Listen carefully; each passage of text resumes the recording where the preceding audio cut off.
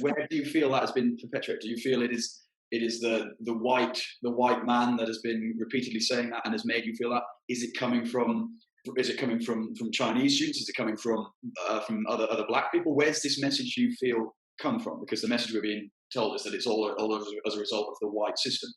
Yeah. No, it's no, you're right. It's that message is coming from everywhere.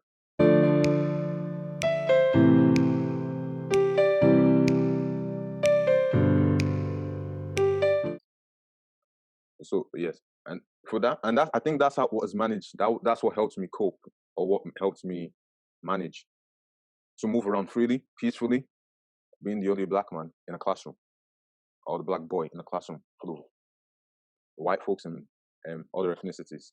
That's what helped me manage it easily. So sometimes the way I feel it is the stereotype I understand is that the message always getting at me is that black is bad, or if black is not bad, then the way it gets to me is that black men are, or black is they say muscular, or sometimes very angry, all this, or promiscuous, or dangerous, or unintelligent, all these different negative Stereotype, attributes. which I am not allowed to say, of course. But Okay, yeah, you sort of get that. yes. You know the word, what they call the N word in America, is all that. So from that word, you get all these negative stereotypes. Obviously, I'm a bit protected because I'm a bit. I said I'm Yoruba. That's my ethnicity. So being Yoruba, yes, I'm black, but you don't necessarily see yourself as just being black alone. It's because we speak we speak the Yoruba language. The Yoruba language. So I would simplifying in one way. Yeah, that protects me a lot from just the messages that are just being emitted out, which is mostly coming from, especially in the West, coming from America, and it's coming from that history that they have. So for me, what has just broken out of my, and one of the illusions, not so much an illusion, but the message that was trying to be pushed is black is bad. And for me, now I'm happily to say that no, black is not bad. And that's the message I've been trying to push out. Black is not bad. It's good. So just because someone is black doesn't mean so much it's or just because someone is black doesn't mean it's inherently bad. Because or it's taboo. It's taboo. Nothing is because that's what sometimes I think Africa sometimes it's like taboo. You know how let me just give an example. Islam is portrayed in the West. Islam this, Islam that, and when you think Islam, sometimes the image in your mind can be terrorism.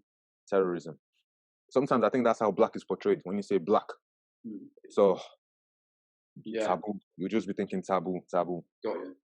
And for me, it's just that thinking in the mind has just left my mind now. I no longer, it's just left my mind now. So when they say black, I don't think, oh, taboo. Or when they say African, I don't think taboo. I think it's like a renewal in the mind, deep in the mind. That's it. Could I ask then, where do you feel that message has come from? Where do you feel that has been perpetuated? Do you feel it is the white man that has been repeatedly saying that and has made you feel that? Is it coming from Chinese students? Is it coming from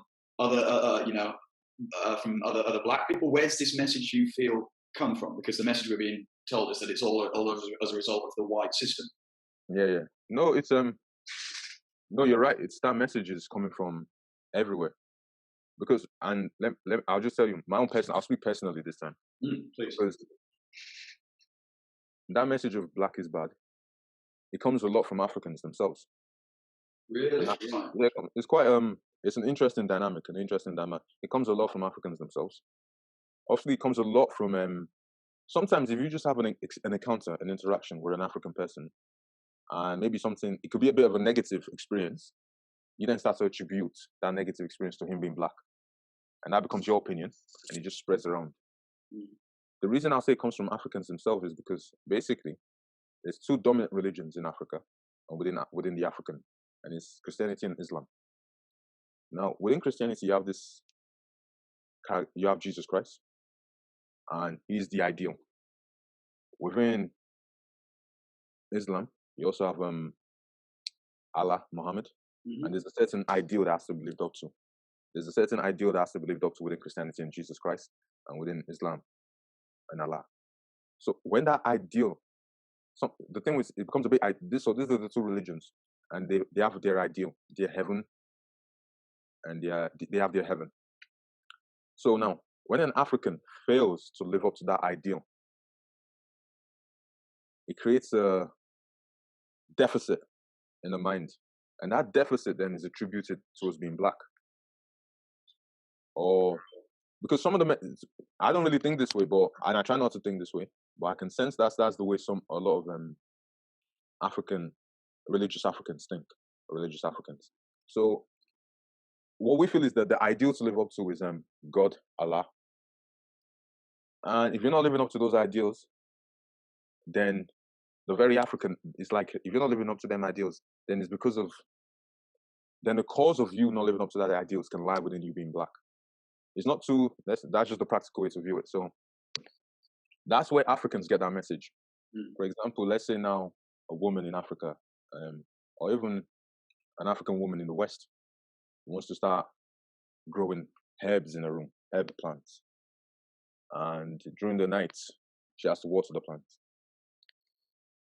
What other Africans will say is that, oh, she's maybe practicing witchcraft. And they'll take that as a very serious issue that needs the deliverance of God or Allah for her to be cured of that witchcraft. So it's that kind, yeah. And when they ask her, why was you waking up when the Africans ask the question, why is this woman waking up in the night to water her plants? They can sometimes attribute it to she's practicing witchcraft. Why is she capable of practicing witchcraft? Because she's black. Yeah. So even this whole being African, within Africans sometimes view as a taboo. Because I don't know, maybe it's because never considered that. Yeah, that's within the African community, African mind itself. But then when you come to the Western mind, I guess the reason it's viewed as a taboo is because 1, the crimes being committed. 2, I guess, is the lesser position that Africans sometimes take in the social-economic sphere. Because I guess Africans need to develop socio-economically. So sometimes you can view, because of just that less lower position, you can sometimes view it as being bad within the Western mind. And because this is not just in the West as well, like even the Arabs or the North Africans, because Africa is North Africans don't really view themselves the same as the Black Africans. Yeah, because they're more Arabic, so they view themselves a bit differently. And like now, I know an African language is beginning to get popular, so people are beginning to learn this African language because not many people know African languages. Even Africans themselves, this is just one example of the taboo I'm talking about within Africans. Africans themselves will be able to pride themselves more in being able to speak English, French, Arabic, Spanish. So one of these modern advanced languages than their own native languages. So they'll take more pride in able to speak. I mean, it's good if you can speak English because you can go to university, you can write reports, you can write on news sites. But then what they do is then teach their children not to accept their native language whatsoever. So the children are only able to speak it or write it. Yeah. And yeah, so I don't know. It's a lot of it is short-sighted view. It's a very short-sighted view because they just want what's good in the moment.